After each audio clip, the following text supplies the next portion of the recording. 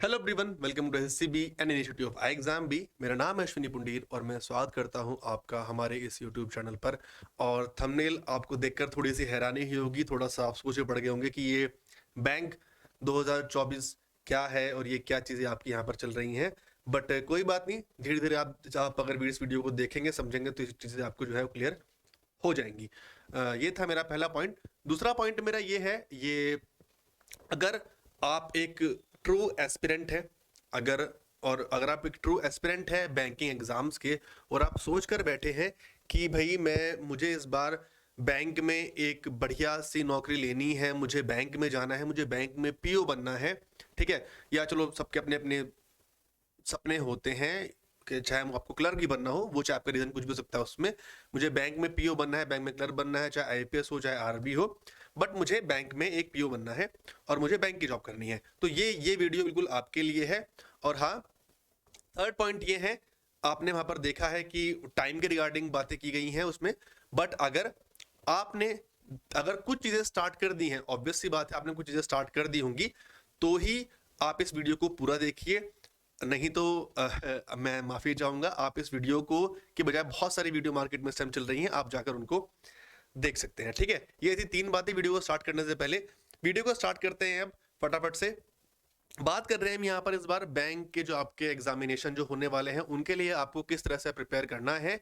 और पहला एग्जाम आपका जो होगा बैंक का इस साल का, और आखिरी एग्जाम जो होगा, अगर आप आज से स्टार्ट करते हैं तो पहला तो मैं नहीं कह सकता, बट हाँ जो आपका लास्ट एग्जाम जो भी होगा इस साल में बैंकिंग का, उसको आप जरूर क्लियर कर सकते हैं अगर आप आज से अपनी तैयारी को, अपनी पढ़ाई को स्टार्ट करते हैं, ठीक है जी। चलिए, तो सबसे पहले बैंक में एक सबसे इंपॉर्टेंट बात, बैंक की मैं कुछ आपको खास बातें बताता हूं। बैंक में बहुत बढ़िया चीजें क्या होती हैं। सबसे पहली बात, बैंक का जो कैलेंडर है वो आपका जनवरी 15, 16, 17 के आसपास हर साल रिलीज होता है, जिसमें वो आपका पीएसबीज और आपका आरआरबीज उसके रिगार्डिंग वो आपकी नोटिफिकेशन जो है वो जारी कर देता है। नोटिफिकेशन इन द सेंस की एग्जाम डेट, आपका एग्जाम कब होने वाला है। अब नोटिफिकेशन आपका कभी भी आए, आपको उससे मतलब नहीं है। आपका एग्जाम की डेट आपको फिक्स मिल जाती है कि हाँ 3 अगस्त से मेरे एग्जाम स्टार्ट हो रहे हैं, या फिर फलाना फलाना डे से मेरा एग्जाम जो है स्टार्ट हो रहा है। सबसे बढ़िया बात बैंक की ये है।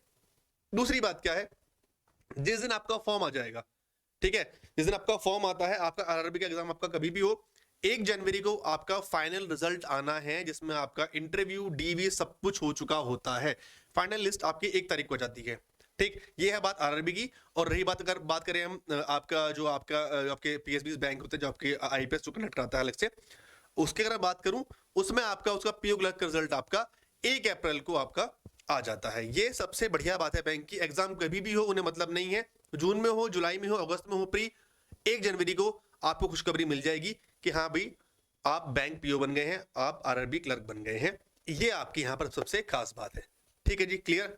तीसरी बात, सिलेबस आपका डिफाइंड होता है यहां पर, ठीक। सिलेबस आपका एक प्रॉपरली आपका सिलेबस एक डिफाइंड है।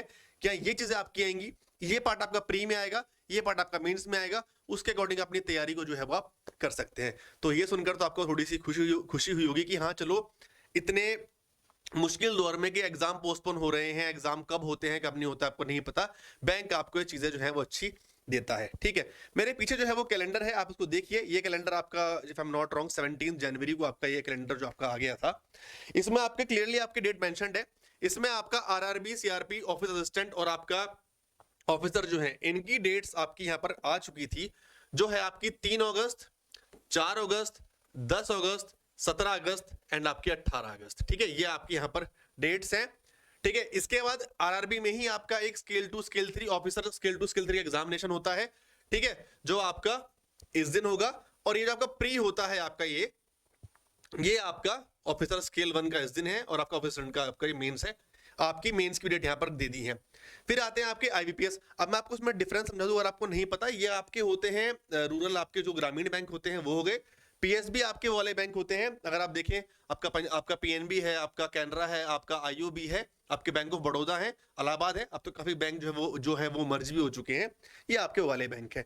ये आपका प्रीलिम्स का होता है इसी में, क्लर्क का आपका प्रीलिम्स इसी महीने में, अगस्त में आपका 24 को आपका हो जाएगा, 24-25 को। और अक्टूबर में आपका होगा इसका प्रोबेशनरी ऑफिसर्स का। देन मेंस आपका इसका जाएगा अक्टूबर में और इसका जाएगा नवंबर में। देख रहे हो, चीज आपको बिल्कुल क्लियर है। और यही होता है कोई बहुत ही कम ऐसे चांसेस हैं कि इसका कैलेंडर में कोई चेंज आता है, इस कैलेंडर में कोई दिक्कत आती है। तो पहली बात, आपके सामने एक डेट फिक्स है, मार्च 20 है आज, पूरा अप्रैल, पूरा मई, पूरा जून, पूरा जुलाई, 4 महीने प्रॉपर आपको हैं, 120 दिन आपके ये हो गए, और 10 दिन तो अभी आप वीडियो देखने के बाद बाकी लोगों की वीडियो देखने में निकाल दोगे, वो मुझे बिल्कुल श्योर है। तो 120 डेज हम यहाँ पर जो है वो लेकर चल रहे हैं, ठीक है जी। क्लियर? पहली बात, आपका एग्जाम कब होने वाला है, ये आपके सामने चीजें बिल्कुल क्लियर हो गई। आगे अगर मैं बात करता हूं कि नेक्स्ट यहां पर क्या होगा, सॉरी, नेक्स्ट हम बात करें अब 2024 में हमें कौन कौन से एग्जाम जो है वो देखने के लिए मिलते हैं, जिनकी तैयारी आप एक साथ कर सकते हैं, एक ही बार में कर सकते हैं, और जिनको आप क्लियरली आगे तक जिन एग्जाम की तैयारी करके आप कोई ना कोई एग्जाम इस बार आप जरूर क्रैक कर लेंगे। ये बात आप यहाँ पर जरूर ध्यान रखना। एक मैंने आपको बताया आरआरबी पीओ, ठीक है, उसी में क्लर्क है, IPS clerk, IBS PO, SBI PO, SBI clerk है, आरबीआई असिस्टेंट का एग्जामिनेशन होता है। देन आपका बाकी बहुत सारे एग्जाम्स होते हैं आपके, इंश्योरेंस के एग्जाम, सिंगल डे एग्जाम, ये भी आपके होते ही हैं। इसमें आपकी प्रॉपर गवर्नमेंट जॉब्स होती है इसमें, और इसमें आपका भी आपका चाहे वो एलआईसी हो, चाहे एनआईसीएल हो, चाहे एनआईएसीएल हो, ये सारे एग्जाम्स आपके इसमें इंश्योरेंस के अंडर आपके सारे एग्जाम ही आते हैं, ठीक है। सिलेबस में कुछ फर्क नहीं है, सिर्फ प्री सबका सेम है, ठीक है। आपका कुछ प्री में कम ही हो जाएगा, बढ़ेगा नहीं। जैसे अगर मैं बात करूं दूं पकड़ता हूं सिलेबस की, है ना, तो आरआरबी में आपका सिर्फ क्वांट्स और आपकी रीजनिंग आती है, इंग्लिश आपकी नहीं आती, तो कुछ कमी हो जाएगा, कुछ बढ़ेगा नहीं, बट बाकी सब में आपका चीजें आपकी आती हैं। तो ये आपका पूरा सिनेरियो है। अब सबसे पहले जो एग्जाम इसमें होने वाला है वो आपका ये है, कहीं ना कहीं आप देखिए इसको, फिर आपके ये हैं, और इसमें से एक एग्जाम आपका इसके बीच में आपको देखने के लिए मिल सकता है, फिर आपका आरबीआई असिस्टेंट भी आपको यहाँ पर लास्ट में देखने के लिए मिलेगा। तो 120 दिन मेहनत करने के बाद, 120 दिन अच्छे से पढ़ाई करने के बाद आप इसमें से कोई ना कोई एक जॉब जो है ले सकते हैं। अगर मैं बैंक पैटर्न की बात करूं, बहुत से लोग बोलते हैं एसएससी और बैंक को आप एक साथ कर सकते हैं, सब लोग नहीं कर पाते, ये बात ध्यान रखना, ठीक है। एक और चीज है, कई बार ऐसा होता है कि आप बोलते हैं कि यार मेरे भाई ने तो 1 महीने पहले पढ़ के एग्जाम के लिए क्रैक कर लिया था, 2 महीने एग्जाम पहले पढ़ के एग्जाम क्रैक कर लिया था। भाई सबका नहीं होता, ये बात ध्यान रखना, ये बहुत बड़ी गलतफहमी है। अगर आप उन लोगों में से होते तो शायद आप इस तरह की वीडियोस यहाँ पर नहीं देख रहे होते, मैं आपको पहले बता दूं।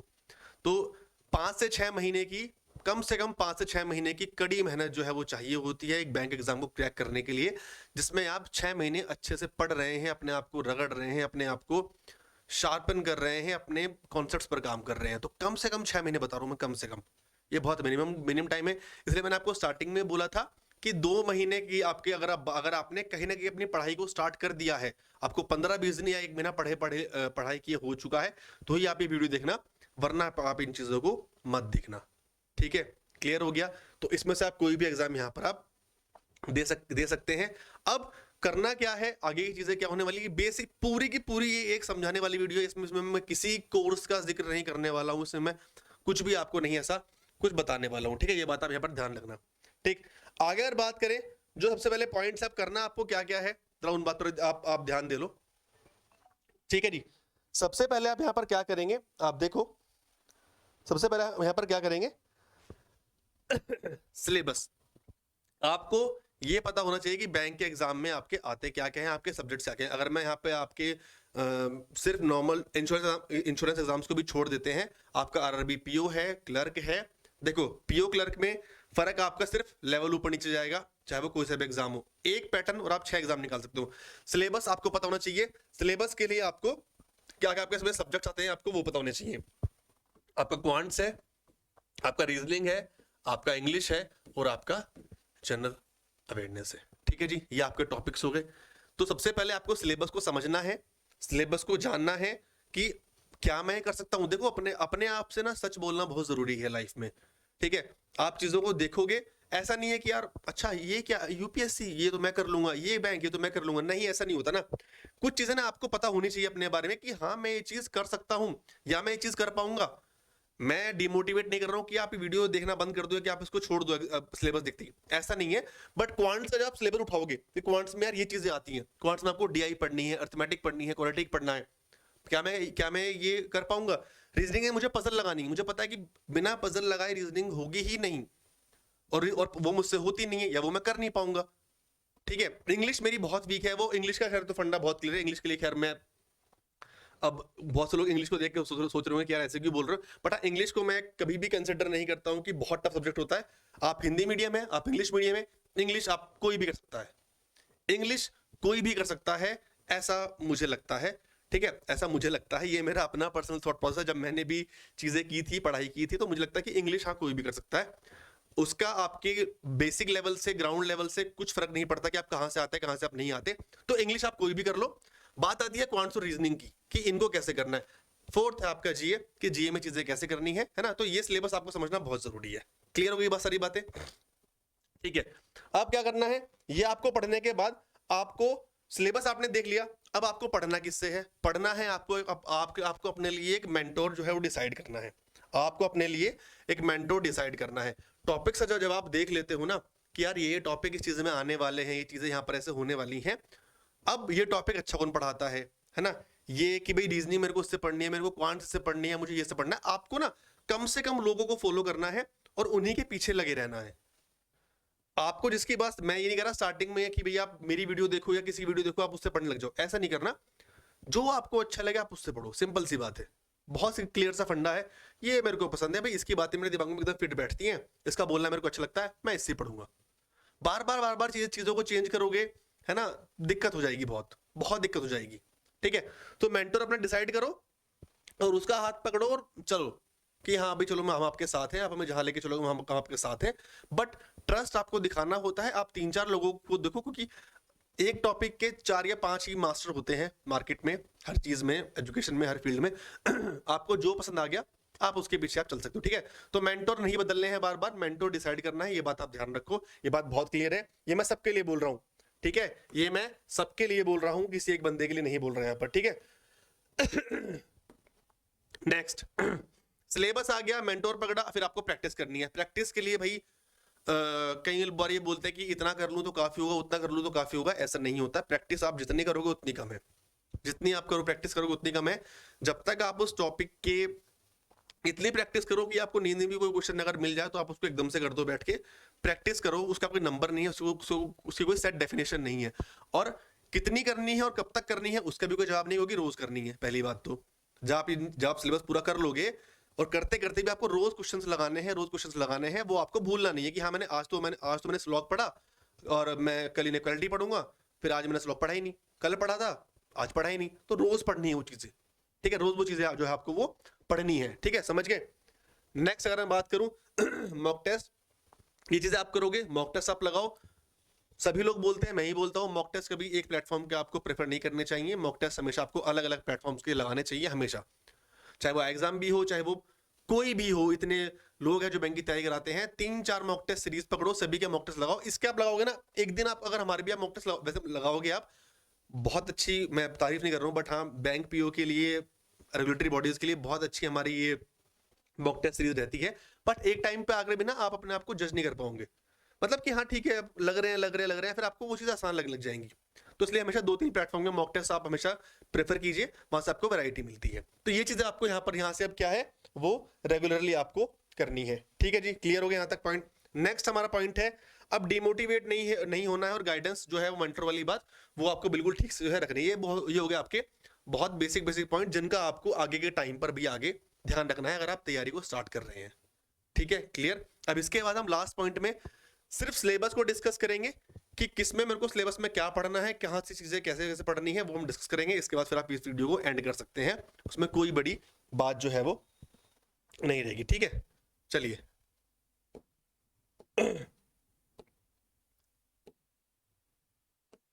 ठीक है, अब हम यहां पर अगर बात करें हम, ठीक है जी, अब बात करते हैं हम सिलेबस की। तो सबसे पहले हम बात करते हैं, मेरा ही सब्जेक्ट है, ठीक है, जो मैं पढ़ाता हूँ, मैं रीजनिंग, ठीक है, रीजनिंग की सबसे पहले बात कर लेते हैं। तो रीजनिंग में देखो, अगर आपको पूरी बैंक की अगर बात करूं तो रीजनिंग में आपको देखो क्या करना है। सबसे पहले आप समझिए, ठीक, अगर हम प्री की बात करें 35-35-30, ठीक है, ये आपका यहाँ पर जो है वो सिनेरियो रहता है। अब 35 में से आपको भाई यहाँ पर कम से कम, ठीक है, अगर हम बोलूं आपकी 4 से 5 जो है आपकी वो पजल आती है। ठीक है, 4 से 5 पजल या फिर सिटिंग, ये हो गया। तो पहली बात ध्यान रखो, बैंक की अगर तैयारी करनी है, ये टॉपिक को आपको नहीं छोड़ना है। इस टॉपिक को आपको बिल्कुल ऐसा रट लेना है कि कुछ हो जाएगा, मैं ये कर दूंगा। क्योंकि आप खुद देखो ना यार, 35 में से अगर मेरे को इतने नंबर लेकर आने हैं, 20 नंबर मेरे यहीं से बन रहे हैं, तो फिर मैं इसको क्यों छोड़ू? कुछ लॉजिक है वो छोड़ने का।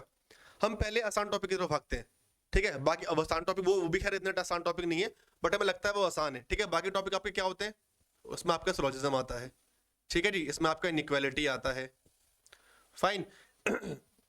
इसमें आपका कोडिंग डिकोडिंग आता है, ठीक है जी। इसमें आपका ब्लड रिलेशन आता है, ठीक। इसमें आपका और ऑर्डर रैंकिंग आता है। ये आपके 2 नंबर की चीजें होती हैं। मतलब मैं यहाँ पर ये भी बेसिकली हम प्री लेवल की बात कर रहे हैं, ठीक है। अगर हम मेंस में जाएंगे तो ब्लड रिलेशन में आपका आपका कोडिंग कोडेड आ जाएगा, इनइक्वालिटी आपका कोडेड आ जाएगा, सिलोजिज्म में आपको रिवर्स सिलोजिज्म आपका टॉपिक आ जाएगा, ठीक है। और आपका इनपुट आउटपुट आ जाएगा, ठीक है, अगर मेंस लेवल की अगर आप बात करें इन चीजों में। तो ये सारे टॉपिक है। अब इसमें से आप देखो, पहले आपको क्या पकड़ना है, ये आपको पकड़ना ही पकड़ना है, और रोज आपको पजल लगानी ही लगानी है, रोज आपको पजल लगानी है, रोज आपको सिटिंग अरेंजमेंट जो है वो लगानी है। क्लियर? ये हो गया पूरा रीजनिंग वाला पार्ट, ठीक है। अब आते हैं हम क्वांट्स पर। क्वांट्स में जैसे भाई आपके यहाँ पर सिटिंग एंड ये पजल है, क्वांट्स में आपका एक टॉपिक आता है डीआई का। यहां पर भी आपके भाई 3 से 4 डीआई, ठीक है, यानी कि 15 से 15 नंबर कम से कम, ठीक है, 15 नंबर कम से कम आपके यहाँ पर जो है वो डीआई के होते हैं। 3 डीआई आपके यहाँ पर आती हैं, ठीक है, दैट इज डेटा इंटरप्रिटेशन, ठीक। इसकी आपको प्रैक्टिस करनी है बढ़िया। फिर इसमें अब क्वांट्स में ना मैं बताऊं, इन तीनों में इंग्लिश के बाद जो आसान मार्क्स करना जो है वो क्वांट्स लगता है मेरे को। मैं आपको सही बताऊं तो क्वांट्स में आप इजीली स्कोर कर सकते हैं। इसमें एक टॉपिक आता है सीरीज, इसके बाद, ठीक है, नंबर सीरीज। फिर आता है इसमें अप्रोक्सीमेशन, सिंप्लीफिकेशन, ठीक। इसमें आता है फिर आपका क्वाड्रेटिक इक्वेशन, ठीक है। ये जो आपके टॉपिक है 5 5 5 लगभग 15 नंबर के यहाँ पर टॉपिक, कुछ भूल नहीं रहा हूं मैं शायद, आई थिंक, है ना, हाँ यही है, ठीक है। तो 15 नंबर का आपके ये सारे टॉपिक्स आते हैं, 15 नंबर के, और बहुत बढ़िया टॉपिक है, बहुत मजा इनको करने में आता है, इसको आप कर सकते हैं। और उसके बाद जो आपका पार्ट बचता है वो बचता है आपका अरिथमेटिक का। अब वो आपकी अपनी मर्जी है कि अरिथमेटिक को आप कितना टाइम देना चाहते हैं, क्योंकि 10 से 12 नंबर के यहाँ पर अरिथमेटिक क्वेश्चन आते हैं, और 10 से 12 में से आपके 3 टॉपिक, आपका रेशियो है, आपका परसेंटेज है, आपका प्रॉफिट लॉस है, आपका एवरेज है। ये 3-4 टॉपिक जो हैं आपके, ये आपके डीआई में कवर होते हैं। अगर आप उनको करेंगे, उनको बेसिस पर ही आप पूरी डीआई करते हैं। तो मैं ये नहीं कह रहा कि आप इसके बाकी टॉपिक भी करो, ठीक है। टाइम एंड वर्क बहुत आसान टॉपिक है। एसआईसीआई 2 क्वेश्चन आते हैं, 1 क्वेश्चन आता है, ठीक है, करोगे नहीं करोगे तो भी कोई बात नहीं। सबकी स्ट्रेटेजी का तरीका अलग अलग होता है, वो आपकी मर्जी है, ठीक। तो यहां से भी आप इन चीजों को ऐसे स्कोर कर सकते हैं, ठीक है। रही बात इंग्लिश की, तो इंग्लिश में भाई देखो, सबसे पहले पॉइंट है कि आपको रीडिंग करनी है, ठीक है। दूसरी टॉपिक क्या है, आपको ग्रामर के रूल समझने हैं और उसको आपको प्रैक्टिस करनी है। और उसके सभी के लिए देखो आपको आपको आपको गाइडेंस चाहिए, बट रीडिंग करना बहुत इंपॉर्टेंट है। चाहे आप मैगजीन पढ़े, चाहे आप अखबार पढ़े, चाहे आप, ठीक है, और आप बहुत बेसिक लेवल पे हो तो आप मूवीज देखना स्टार्ट करो, ठीक है। बहुत लोग बोलते हैं कि ऐसे नहीं होता, बट भाई होता है, बहुत फर्क पड़ता है। आपको लत लग जाएगी, बट लत देखो आपके अपने ऊपर है कि आपने जिंदगी खराब कर रहे हो या ठीक कर रहे हो, वो सब कुछ आपका अपने ऊपर है। आप मूवीज देखो, टाइम से देखो, 1 घंटा देखना है, आधा घंटा देखना है, बट सब टाइटल में देखनी है और इंग्लिश मूवीज देखनी है। पहली बात तो ये, वहां से अपनी बेसिक इंग्लिश को जो आप क्या कर सकते हो, उसको आप इंप्रूव कर सकते हो, ठीक है जी। ऐसे करके आपको चीजें करनी है। ये पूरा सिनेरियो था पूरे बैंक एग्जामिनेशन का, क्या चीज आपको करनी है, कैसे कैसे करनी है। और आई होप आपको कुछ यहाँ से डाउट्स जो क्लियर हुए होंगे। स्टार्टिंग में मैंने काफी अलग बातें की थी, वो इसलिए था कि भाई आप मिसगाइड ना हो चीजों को लेकर कि अरे मैं वीडियो देख रहा हूँ तो मैं क्यों देख रहा हूँ। तो इसलिए मैंने आपको स्टार्टिंग में 3-4 पॉइंट जो बताए थे वो बिल्कुल सही बताया था, क्योंकि झूठ बोलना या गलत बोलना, ऐसे किसी को फालतू में मैं मोटिवेट कर दूं कि भाई पढ़ो पढ़ो पढ़ो पढ़ो, ऐसा नहीं है। हाँ, अगर आप पढ़ सकते हैं और पढ़ना चाहते हैं, बट हाँ भाई देखो, कोई भी गवर्नमेंट जॉब हो, बैंक हो, एसएससी हो, रेगुलेटरी बॉडीज हो, पढ़ना आपको है, मेहनत आपको करनी पड़ती है। बट यहाँ पर ना एक डिफाइंड सिलेबस है, आपको एक ही चीज को पढ़ना है, बार बार पढ़ना है, 6 महीने तक पढ़ लो। मुझे ऐसा लगता है कि ये जॉब करना जो है वो, ये काम करना बाकी चीजों से आसान है। आपको वैरायटी में नहीं घुसना पड़ता। आप एसएससी में जाओगे, आपको जीए में सब कुछ पढ़ना पड़ेगा। रीजनिंग में आपके 30 टॉपिक होते हैं, 35 टॉपिक होते हैं, क्वांट्स में आपकी एडवांस आती है, अर्थमेटिक भी आती है। मैं ये नहीं कह रहा कि आसान है, चीजें कम है, लिमिटेड चीजें हैं, उन पर आपको कमांड बनानी है, अपने कॉन्सेप्ट क्लियर करने हैं। वहां चीजें भी ज्यादा है, कमांड हाई बनानी है, बट वहां चीजें ज्यादा है, यहाँ चीजें कम है। तो ये थोड़ा सा चीजें आपको समझने की जरूरत है भी, आप क्या कर सकते हैं। और बाकी अगर आपको वीडियो अच्छा लगा उसको भाई लाइक कर देना, शेयर कर देना। और अगर आपको बैंक से रिलेटेड और भी अगर वीडियोस चाहिए किसी भी तरह की, तो आप नीचे कमेंट बॉक्स में जरूर लिखिएगा। और बताइएगा कि आपको किस तरह की अभी वीडियोस चाहिए। अभी बस यहाँ पर आपको इन्फॉर्मेशन बताने की कोशिश कर रहे हैं जितनी ज़्यादा हो सके, क्योंकि हम चाहते हैं कि हमारे साथ आप भी ग्रो करो और आप भी इस बार 2024 में एक गवर्नमेंट जॉब लेकर जाओ। बाकी कोई भी क्वेरी आप नीचे कमेंट बॉक्स में लिखना, बताना, मैं उसके बेस पर आगे हम कार्यवाही करेंगे। ठीक है जी, चलिए, आई होप आपको अच्छा लगा होगा। ठीक है, मिलते हैं फिर नेक्स्ट वीडियो में। तब तक सब लोग अपना ध्यान रखिए, अच्छे से पढ़ाई कीजिए। Thank you so much, have a good day. Thank you.